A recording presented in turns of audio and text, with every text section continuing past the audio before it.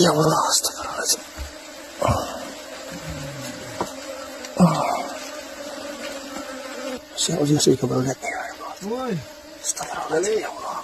Syederlun, kendala utama yang menjadi masalah dalam proses evakuasi Kapolda Jambi dan rombongan penumpang helikopter Super Bell 3001 di wilayah hutan Gunung Kerinci adalah cuaca.